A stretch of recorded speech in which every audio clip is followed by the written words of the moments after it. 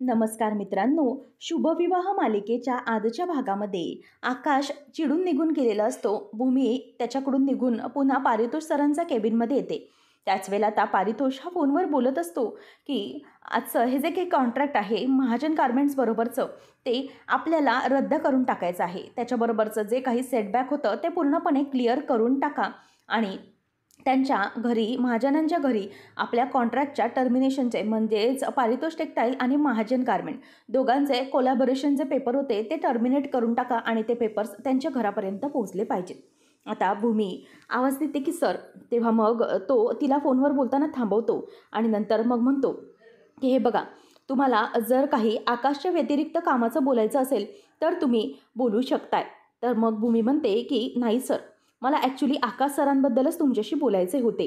त्याच वेळेला मग आता पारितोषला जे काही आकाश बोलला आहे की तू हे जे काही वागतोय तो अत्यंत अबनॉर्मल वागतोय. तुझ्या ज्या काही गोष्टी आहेत, तुझा भूतकाळ किंवा माणुसकी म्हणून लक्षात घेता तू जे काही भूमीबरोबर वागतोय ना ते अत्यंत अबनॉर्मल वाटतंय मला. आणि असं कोणत्याही मुलीच्या मागे मागे करणं हे खूप चुकीचं आहे. इतकी काळजी घेण्याची काय गरज आहे. आणि हे सगळं पुन्हा एकदा त्याला आठवतं आणि पुन्हा एकदा तो चिडतो. तो म्हणतो की हे बघा मिसेस भूमी, मला आकाशबद्दल काहीही बोलायचं नाही आहे. त्याने माझ्याबरोबर खूप चुकीचा वागला आहे. कसा म्हणाला आहे तो किती तुच्छ विचार केला आहे माझ्याबद्दल. आणि मला अशा वागणाऱ्या व्यक्तीबरोबर काम अजिबात करायची इच्छा नाही. आणि हे बघा मिसेस भूमी, मी एक मध्यमवर्गीय कुटुंबामधून पुढे आलेला मुलगा आहे. आणि कसं आहे ना, मला माझी मध्यमवर्गीय जी मूल्ये आहेत ना ती अत्यंत प्रिय आहेत. त्याच्यामुळे मला माझ्या कामाशी तडजोड करणं किंवा मूल्यांशी तडजोड करणं हे अजिबात जमणार नाही. म्हणूनच मी तुम्हाला एक गोष्ट सांगतोय की आता मला आकाशबद्दल काहीच बोलायचं नाही आहे. तेव्हा भूमी म्हणते की प्लीज तुम्ही एकदा सर शांतपणे विचार करा ना की आकाश सर असे का म्हणाले असतील किंवा काही याचा. तेव्हा मग आता तो म्हणतो की हे बघा, मला त्याच्या हेतूंवर शंका नव्हती, परंतु तो जे काही माझ्या हेतूवर शंका घेतोय ते खूप चुकीचं करतोय. आणि त्याला इतकं चुकीचं वागणं गरजेचंच नव्हतं. इतकं पॉझिटिव्ह वागण्याची काय गरज होती. आणि तो माझा कोणी आता लागत नाही आणि मला वाटतंय की तो तुमचाही कोणी लागत नाही. म्हणूनच मग त्याला इतकं रागवण्याची माझ्यावर काहीच गरज नव्हती. इतकं असं चिडून चिडून बोलण्याची काय गरज होती. मला तरी वाटतंय की हे खूप चुकीचं वागतोय तो. आणि भूमी त्याला काही बोलायला जाणार तेवढ्यातच पुन्हा एकदा पारितोष म्हणतो की मला माझा स्टाफ बोलत होता मागच्या वेळेला. ठीक आहे, मी माझ्या स्टाफचं तोंड बंद केलं. त्यांच्या बोलण्याचं मला काहीही वाटत नाही. परंतु आकाश इतका पहिल्यापासूनचा मित्र आहे, अगदी जिवलग मित्र. आणि त्यानेच माझ्याबरोबर असा चुकीचा विचार केला, माझ्याबद्दल असं चुकीचं वागला. म्हणूनच त्याच्याशी काम करण्याची माझी अजिबात काहीही इच्छा नाही. जी व्यक्ती मला समजू शकत नाही, माझे मूल्य जपू शकत नाही, अशा व्यक्तीबरोबर काम करायला मला मजा येणार नाही आणि मी अशा व्यक्तीबरोबर कामही करू शकत नाही. असं सरळ आता इथे तो भूमीला बोलून दाखवतो. भूमी ही आकाशची बाजू मांडण्याचा प्रयत्न करत असते, परंतु पारितोष तिचं काही ऐकून घेत नाही. तो म्हणतो की हे बघा मिसेस भूमी, प्लीज तुम्ही आकाशची बाजू घेऊन माझ्याशी बोलू नका. आणि मला कळत नाही आहे मी काही केलं तरीही आता तसंही कॉन्ट्रॅक्टचे टर्मिनेशनचे पेपर त्याच्यापर्यंत मी पोचवलेले आहेत. त्याच्यामुळे आता मला पुढे काहीच फरक नाही पडत की पुढे काय घडणार आहे किंवा काय नाही. त्याच्यामुळे मिसेस भूमी, तो जे हे काही वागला आहे ना ते मला अत्यंत खटकलेलं आहे. म्हणून आता त्याच्याबरोबर काम करणं मला जमणार नाही. आणि अशा व्यक्तीबरोबर मला काम मुळात करायचंच नाही आहे, जी व्यक्ती माझ्याबद्दल चुकीचा विचार करते किंवा मला समजून घेत नाही. बस दॅट्स इट. मी इतकाच विचार करू शकतो, बाकी काही नाही. आणि आकाश हा खूप चांगला आहे, परंतु तो जे काही माझ्या मूल्यांबद्दल बोलला आहे ते मला आवडलेलं नाही आहे. माझ्या हेतूंवर त्याने शंका घेतली तेही मला खटकलेलं आहे. म्हणून मिसेस भूमी, प्लीज तुम्ही आता आकाशच्या व्यतिरिक्त काही मुद्दे असतील तर बोला. आता या विषयावर माझ्याशी काही बोलायचं नाही. आणि तसंही आता हे कॉन्ट्रॅक्ट संपलं, त्यांच्याशी कोलॅबोरेशन आहे ते आपण टर्मिनेट करून टाकलं आहे. म्हणूनच आता पुन्हा त्याच्यावर काही बोलायचं नाही. तर आता इथे भूमी म्हणते की पण आकाश सरांशी तुम्ही एकदा बोला. प्लीज तुम्ही एकदा बोलून त्यांच्याशी बघा की काय प्रॉब्लेम असेल तर प्लीज सॉर्ट आऊट करण्याचा प्रयत्न करा. माझ्यामुळे तुमच्या दोघा इतका मैत्रींमध्ये, इतका चांगल्या मैत्रीमध्ये प्रॉब्लेम आला आहे, तिथे ठिणगी पडली. इथे मला खूप वाईट वाटतं आहे की माझ्यामुळे तुमच्या मैत्रीत असा प्रॉब्लेम निर्माण झाला आहे सर. तेव्हा मग तो म्हणतो की बघा मिसेस भूमी, तुमच्यामुळे काही झाले नाही आहे, तुम्ही काही वाईट वाटून घेऊ नका. हे सगळं त्या आकाशमुळे झालं आहे, त्याच्या मनोवृत्तीमुळे झालं आहे. म्हणूनच तुम्ही आता त्याबद्दल काही चुकीचा विचार करू नका. त्यानंतर आता इथे आकाश हा घरी आलेला असतो. आणि घरी आल्यानंतर तो कोणाशी काही बोलत नाही आणि कोणाशी काही न बोलता तो आता तिथे स्वतः जातो आणि पाण्याचा ग्लास भरून पाणी पिऊ लागतो. आणि उभे उभे असतो असं जेव्हा घटाघटा पाणी पित असतो त्याच वेळेला आता आकाशकडे रागिनी आणि आजी बघत असतात की हा असा काय वागतोय. म्हणजे असा एकदमच आला आणि पाणी प्यायला लागला. तेव्हा मग आकाशच्या डोक्यामध्ये सारखे सारखे ते पारितोषचेच विचार सुरू असतात, की पारितोषने त्याला सांगितलेलं असतं की हे बघ, तू जे काही विचार करतोय ते अगोदर थांबव. आणि जर काही झालं तर आकाश त्याला म्हणालेला असतो की मला इतकंच हवं आहे की तू भूमीबाबत जे काही चुकीचे विचार करत आहेस ना, ते चुकीचे विचार थांबव आणि मेन म्हणजे तिची काळजी करणं थांबव. तेव्हा पारितोष म्हणालेला असतो की आकाश हे बघ, मी भूमींची काळजी घेणं थांबवू शकत नाही, परंतु तुझ्याबरोबरचं कामच मी आता थांबवतोय. आता हे सगळं आकाशला आठवत असतं आणि तो सारखा सारखा आता डिस्टर्ब होऊ लागतो. नंतर मग आजी विचार करते की काय झालं या मुलाचं, हा असा एकदम तुटक तुटक कसं काय वागतोय, काय झालंय, असा विचार आजीच्या डोक्यात येत असतो. आता रागिनी ही आकाशकडे येते आणि म्हणते की आकाश, अरे बाळा, काय झालंय, म्हणजे तू असा का, म्हणजे असा विचित्रसारखा का वागतोयस. तेव्हा मग आता तो म्हणतो की काही नाही आई, विशेष असं काही नाही, कमी विशेष आहे. तेव्हा मग ती म्हणते की ते सगळं अगोदर जाऊ दे, तुझा चेहरा मला काहीतरी जरा वेगळंच सांगतोय. थांब, चल आता आधी इथे ये, आधी बस बघू. तेव्हा तो म्हणतो की आई जरा थांब, मी जातो, फ्रेश होतो, नंतर बोलू. परंतु रागिनी म्हणते की काही एक नाही, मला आता तुझं काही ऐकून घ्यायचं नाही, तू आधी इथे बस बघू, आम्हाला जरा बोलू दे तुझ्याशी. असं म्हणून आता रागिनी त्याला बसवते आणि स्वतःही तिकडची खुर्ची घेऊन बसते आणि म्हणते की आकाश, मला आता सांग नेमकं काय घडलंय ते, काय झालंय, तू असा अपसेट का दिसतोय, तुझा चेहरा आमच्यापासून लपू शकत नाही बाळा, प्लीज खरं काय ते सांग. तेव्हा आजी पण म्हणते की हो आकाश, तू आलास ना तेव्हाच आम्हाला तुझ्या चेहऱ्यावर काहीतरी दिसलं, एक प्रकारची वेगळी चिंता दिसली, काय झालंय आम्हाला सांग जरा. असं म्हणून आता आजी ही विचारायला लागते. नंतर मग आकाश म्हणतो की काहीच नाही. तेव्हा रागिनी म्हणते की आता तुम्हाला म्हणालास की कमी विशेष, तर मग आता ते काय कमी विशेष आहे असं मला जरा सांग. तेव्हा मग आकाश म्हणतो की काही नाही गं. तेव्हा मग रागिनी म्हणते की भूमीचं काही झालंय का. आजी विचारते की हो, भूमी ठीक आहे ना, तिची तब्येतीचं काही झालंय का, ती ठीक आहे का, असं सगळं भूमीची चौकशी त्या दोघीही करायला लागतात. तेव्हा पटकन आकाश बोलतो की काय होणार आहे, हे सगळं भूमीमुळे तर माझ्या आयुष्यात घडत आहे. असं म्हटल्यावर आता रागिनीला जरा धक्काच बसतो, कारण तिच्या बाजूने सगळे पॉईंट घडत असतात. आता आकाशला रागिनी विचारते की बाळा, अरे काय झालंय, भूमीबद्दल काही आहे का आणि असेल तर सांग. तेव्हा मग तो म्हणतो की भूमीबद्दलच असतं ना सगळं, सगळ्या गोष्टी, जिथे जिथे काही प्रॉब्लेम घडतो तिथे कुठे ना कुठेतरी भूमी जबाबदार असते. तेव्हा रागिनीला ऐकून मात्र खूप आनंद झालेला असतो. आता ती मुद्दामच विचारते की काय रे बाळा, काय झालं, भूमीबद्दल काय झालंय, असं ती विचारायला लागते. त्याच वेळेला आकाश म्हणत असतो की अगं आई, आज ॲक्च्युली काय झालं, तिची तब्येत जरा ठीक नव्हती आणि सकाळच्या गोळ्या पण तिने घेतल्या नव्हत्या, म्हणून ऑफिसमध्ये मी तिला तिच्या सकाळच्या गोळ्या देत होतो, परंतु तरीही तिची तब्येत ठीक होत नव्हती आणि थोडेसे वाद झाले होते आमचे. मग नंतर ती जेव्हा उभी राहिली किंवा कुठेतरी जायला बघत होती, त्याच वेळेला तिचा जरासा तोल गेला आणि पारितोष आहे, तो पारितोष तिला त्या अवस्थेमध्ये धीर देण्याचा प्रयत्न करत होता, तिला तो थांबवत होता आणि तिला तो म्हणजे असा हात वगैरे लावून सोफ्यावर बसवण्याचा प्रयत्न करत होता. आणि जेव्हा पारितोष हे सगळं करत होता, मला ते अजिबात आवडत नव्हतं आणि भूमीची अशी दुसरी कोणीही काळजी घेतलेली किंवा काही केलेलं मला अजिबात आवडण्यासारखं नव्हतं. भूमीला त्यावेळेला चक्कर येत होती, म्हणून तिला त्याने बसवलं आणि नंतर मग तिच्याबरोबर तोही होता आणि तो अगदी काळजी घेण्याचा प्रयत्न करत होता. आणि ऑफिसमध्ये सगळा काही घडलेला जो प्रकार असतो तो आकाश आता त्याला तिथे सांगायला सुरुवात करतो. आणि ते सगळं सांगत असताना आकाश सांगतो की मग जेव्हा भूमीने माझ्याकडून गोळ्या खाल्ल्या नाहीत तेव्हा पारितोषने तिला गोळ्या दिल्या आणि त्या गोळ्या खायला सांगितल्या आणि स्वतःच्याच हाताने तो तिला पाणी वगैरे पाजत होता आणि तिचा तोल जात होता, तर मग तिचा तोल तो सावरत होता. आता आकाशला एक एक घटना आठवू लागतो की कशाप्रकारे आकाशच्या समोरच पारितोषने भूमीच्या डोळ्यात फुंकर मारलेली असते आणि तो तिच्याकडे बघत असतो आणि त्याच क्षणाला आकाशचा तोल गेलेला असतो आणि तो खूप चिडलेला असतो. त्याच वेळेला आता आकाश हा आजीला सांगतो की आजी, अगं, तो काळजी करत होता तिथपर्यंत मी स्वतःच्या मनाला कसंबसं सावरलेलं होतं, परंतु नंतर माझा एकदम तोल गेला, मी नाही थांबवू शकलो. तेव्हा मग आता रागिनी खुश होत म्हणते की काय रे आकाश बाळा, काय झालं. तेव्हा मग आकाश म्हणतो की अगं आई, एका पॉईंटला मी चिडलो, कारण चक्क तो पारितोष भूमीच्या डोळ्यामध्ये फुंकर मारत होता आणि तिच्या गालावर वगैरे हात ठेवून फुंकर मारत होता. हे कुठला नवरा सहन करणार होता. तेव्हा मग रागिनी म्हणते की काय, डोळ्यामध्ये फुंकर मारत होत्या आणि हे सगळं. तेव्हा मग तो म्हणतो की हो, तो डोळ्यात फुंकर मारू लागला आणि मला ते सहन झालं नाही, माझा त्यावेळेला तोलच गेला, मी स्वतःवरचा ताबा सुटला आणि मग मी खूपच चिडलो. तेव्हा मग रागिनी म्हणते की मग काय झालं, काय केलंस मग तू. तेव्हा मग तो म्हणतो की अगं आई, मी खूप भांडलो त्या पारितोषशी. त्याला जाब विचारला की इतकी काळजी करण्याची वगैरे काय गरज आहे? कोणत्याही स्टाफशी इतकी काळजी करण्याची गरजच नाही. असं सगळं मी त्याला बोलत होतो. त्याच वेळेला मग रागिनी म्हणते की आकाश, मग हे काय आहे? त्याचं वागणं मला अगोदर आवडलेलंच नाही आहे. असं कसं वागू शकतो तो? तेव्हा ती आतल्या आत तर खूपच खुश होत असते. कारण तिच्या मनासारखंच तर घडलेलं असतं. आता आजी म्हणते की आकाश बाळा, मग पुढे काय झालं? तो पारितोष तुला काय बोलला? तो सांगू लागतो की पारितोष हा मला बोलत होता की काही झालं तरीही आता हे काम आपण करू शकत नाही. मी त्याला ठणकावून सांगितलं की तू भूमीची अशा प्रकारे काळजी करू नकोस किंवा तिला कुठल्याही प्रकारचा असा आधार देण्याचा प्रयत्न करू नकोस. पण या सगळ्यामध्ये तो खूप चिडला होता. तो म्हटला की मी काळजी करणं थांबवू शकत नाही, परंतु मी तुझ्याबरोबर काम करणं थांबवतो. आता मी तुला कॉन्ट्रॅक्टचे टर्मिनेशनचे पेपर लवकरात लवकर घरी पोचायच्या आत पाठवतो.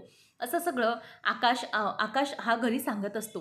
तेव्हा मग रागिनी म्हणते की काय असं सगळं बोलला तो तुला? म्हणजे कॉन्ट्रॅक्टचं टर्मिनेशन पेपर वगैरे पाठवतो, इतकं इतकं तो बोलू शकतो आणि या सगळ्यात भूमी काहीच बोलली नाही? तेव्हा मग तो म्हणतो की हो, भूमी बोलली मला. तिने समजावण्याचा प्रयत्न केला, परंतु आम्ही दोघंही इतके चिडलेलो होतो की आम्हाला दोघांनाही कशाचंही भान नव्हतं. आम्ही आमच्या वाटेला निघून गेलो आणि भूमी मात्र मला मग काहीच बोलली नाही. मी तर चिडूनच निघून आलो तिथून. त्याच वेळेला भूमी ही तिकडे ऑफिसमध्ये बसलेली असते. ती केबिनमध्ये बसून आकाशच्याच सगळ्या बोलण्याचा विचार करत असते आणि त्याच वेळेला आकाशच्या नावाची पाटी काढली जाते आणि आकाशच्या नावाची पाटी जेव्हा पिऊन काढून घेऊन जातो तेव्हा तिला मात्र खूप वाईट वाटत असतं आणि दोघांमध्ये झालेले तिच्यामुळे वाद तिला आठवत असतात आणि आकाश आणि पारितोष दोघं एकमेकांना कसे म्हणजे भांडले आणि कसे दोघे एकमेकांपासून लांब गेले हे सगळा प्रकार आता इथे भूमीला आठवतो आणि ते आठवून तिला खूप त्रास होत असतो. तेवढ्यातच आता तिथे पिऊन देखील आलेला असतो आणि नंतर पिऊन हा भूमीला काहीतरी खायला देऊन जातो. शिवाय त्याने पाठी घेऊन गेलेला असतो. हे देखील भूमीला आता खूप वाईट वाटतं. तर आकाश इथे शांत झालेला असतो. पुढे तो काहीच बोलत नाही. नंतर मग आता रागिनी म्हणते की आकाश बाळा, मला कळतंय की तुला हा जो काही त्रास होतोय तो खूप भयंकर लेवलवर होत असेल. हे बघ, मी समजू शकते नवरा म्हणून तुझी काय अवस्था असेल ते. अरे आकाश, कुठलाही परपुरुष आपल्या बायकोच्या डोळ्यामध्ये अशा प्रकारे येऊन फुंकर मारतोय, ते कुठला नवरा सहन करणार आहे मला जरा सांग. अरे हे एखाद्या नवऱ्याच्या इगोचा प्रश्न आहे ना. इतकं सगळं करणं हे अत्यंत चुकीचं आहे. तेव्हा मग आता इथे रागिनी म्हणते की मी काय म्हणते आकाश, पण जरा तू शांतपणे घेतलं पाहिजे होतंस किंवा सबुरीने घेतलं पाहिजे होतंस असं वाटतंय मला की ह्याबद्दल त्याचा हेतू खरंच तोच आहे का, या गोष्टींचा तू विचार करायला हवा होता. तेव्हा रागिनी म्हणते की अगं आई, हे काय बोलतेस तू? अगं तो पारितोष भूमीच्या इतक्या जवळजवळ जाण्याचा प्रयत्न करतोय, तिची काळजी करतोय आणि तू आपल्या आकाशलाच काय सांगतेस की सबुरीने घ्यायला हवं होतं म्हणून. अगं अजून किती सबुरीने घेणार आहे, काय करणार आहे, काय कळत नाही का तुला? अगं आकाशशी असं तो कसं वागू शकला? मेन म्हणजे एकतर त्याने भूमीशी सलगी करण्याचा प्रयत्न केला, भूमीची काळजी करण्याचा प्रयत्न केला. हां, त्याला हे माहिती नसेल की भूमी ही त्याची बायको आहे, परंतु तरीही या सगळ्या गोष्टी करण्याचा त्याने का प्रयत्न केला असेल?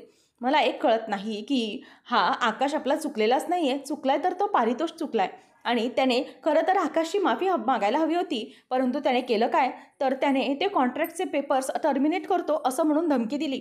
नाही आकाश, आपल्याला असले काही कॉन्ट्रॅक्ट वगैरे काही नको. जाऊ दे, रद्द झालं तर ते कॉन्ट्रॅक्ट रद्दच झालं असं समजूया. आपल्याकडे 10 कॉन्ट्रॅक्ट येतील, पण याच्यासारखे कॉन्ट्रॅक्ट आपल्याला नको. म्हणूनच मी तुला सांगते की आकाश, तू जे काही वागलास ना ते अत्यंत योग्यच वागलाय. अजिबात ह्याची काही घाईघाई करण्याची गरज नाही आहे आणि ते कॉन्ट्रॅक्टचे पेपर आहेत ना, सही करून टाक आणि त्याचा कायमचा विषय बंद करून टाक. त्याच वेळेला मग आता ती म्हणते पण या सगळ्यामध्ये भूमीच खरं तर चुकीची आहे.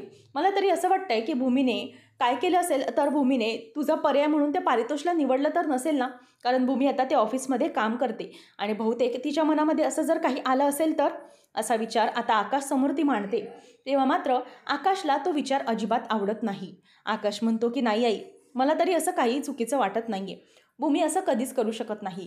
भूमीचं माझ्यावर खूप प्रेम आहे आणि या सगळ्यामध्ये खरं तर भूमीची ही चूक नाही आहे. तो पारितोष ज्या प्रकारे तिची काळजी करतोय त्यात या भूमीची काहीच चूक नाही आहे. मला तरी वाटतोय की ही चूक ना त्या पारितोषची आहे आणि भूमी माझ्याबद्दल असा विचार कधीच करू शकत नाही. तर आता आजीही चिडलेली असते. आजी म्हणते की नाही रागिनी, उगीचच तू काहीही बोलू नकोस, कारण भूमी कशी आहे ते सगळंच आपल्याला चांगलंच माहिती आहे. भूमी अशी कधीही चुकीचा विचार करू शकत नाही.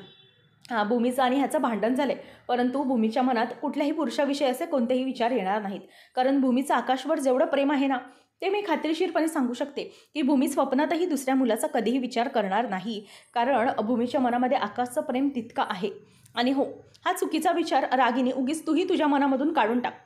मला माहिती आहे भूमीबद्दल तू विरोध करतेस, तू चुकीचं बोलतेस, परंतु हे असलं बोलणं भूमीबद्दल कधीही बोलू नको. मी याच्यावर कधीच विश्वास ठेवू शकत नाही. आपली भूमी ही कधीही अशी वागू शकत नाही. असं सरळ आता इथे आजी ही रागिनीला बोलून तिचं थोबाडच बंद करून टाकते.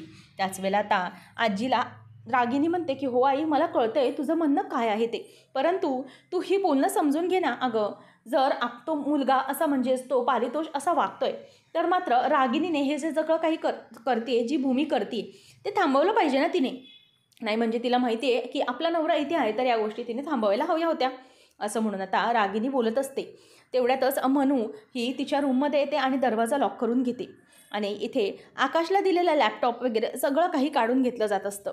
आणि भूमीला ते पाहून खूप वाईट वाटत असतं की माझ्यामुळे आकाशचं खरंच खूप मोठं नुकसान होतं आहे. आणि तेवढ्यातच आता भूमीचा फोन वाजतो. आणि फोन वाजल्यानंतर भूमी म्हणते की मनू बोल, काय झालं आहे. तेव्हा मग मनू सांगते की ताई, मला समजलेलं आहे आकाश भाऊजींचं तिकडे जे काही घडलं आहे ना, ते आता इथे आजीने माझ्या कानावर घातलं आहे. आणि एक त्याच्यात भरीच भर म्हणजे रागिणी आई आणि त्या आगीत तेल ओतण्याचं आणखी चांगलंच काम करतायत.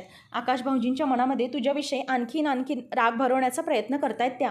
तेव्हा मग भूमी म्हणते की मला वाटलंच होतं, ती बाई काही शांत बसणार नाही, ही नक्कीच या संधीचा फायदा घेण्याचा प्रयत्न करणार.